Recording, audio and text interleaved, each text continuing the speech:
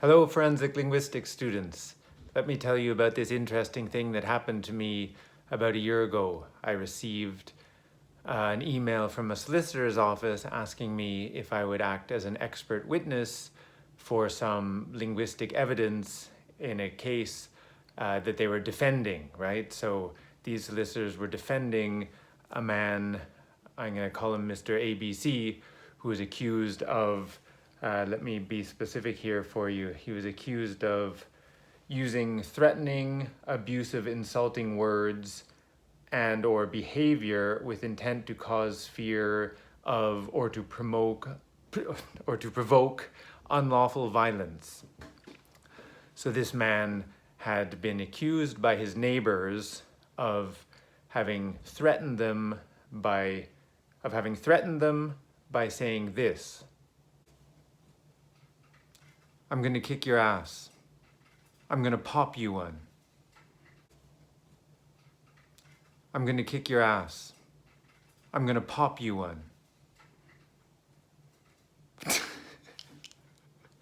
Now, what the solicitors and this man were arguing was that because Mr. ABC, the accused, was British, he was unlikely to have said the things that he was accused of.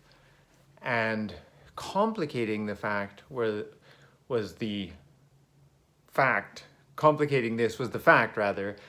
that the people who accused him, I'll call the main accuser Mr. XYZ, Mr. XYZ was an American. So Mr. ABC and his solicitors were saying that Mr. XYZ, the accuser, had made this up, and it was clear that he'd made it up because he was attributing American expressions to a British man, Mr. ABC. So I was asked if I could provide support, some sort of evidence to suggest that these were in fact American expressions, and that therefore Mr. ABC was less likely to have used them, which would therefore cast doubt on the whole account. This was just one element, one means of defense, but it was to create doubt about the American accuser, Mr. XYZ's story. So now I think you should pause and discuss how might you go about trying to prove that these were American expressions, and therefore less likely, we can't say impossible, but therefore less likely to have been used by Mr. ABC. Please pause. A few minutes later. And now I'll tell you what could have been done and what I did do.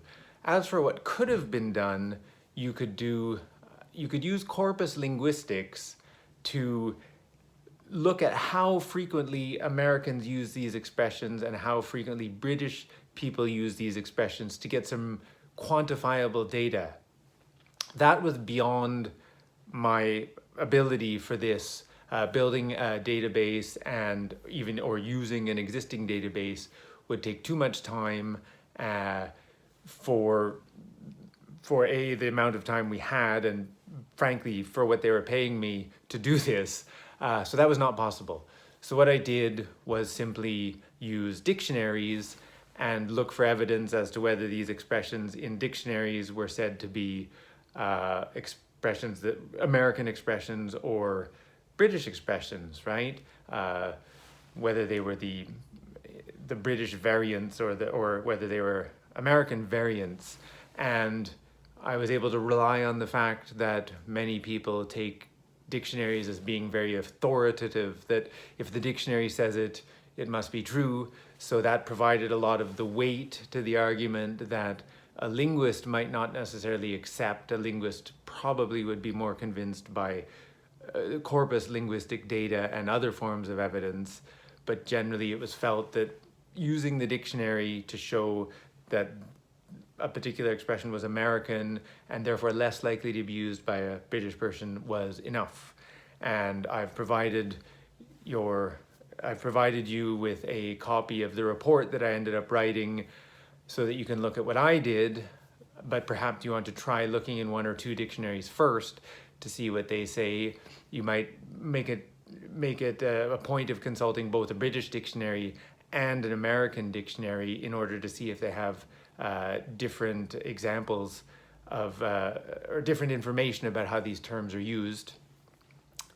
And finally, I'll say that if I was if I was trying to support the accuser, if I was trying to say that it was likely that Mr. ABC used these American expressions despite being British, I would probably talk briefly about what's known as accommodation theory, the idea that we tend to use the language if we want to get closer to people, to have more of a relationship with them, usually a positive relationship, we would therefore mirror their body language and mirror the language that they use, the word choices and so on, right? That we tend to accommodate to our audience to try to be like them if we want to get along with them.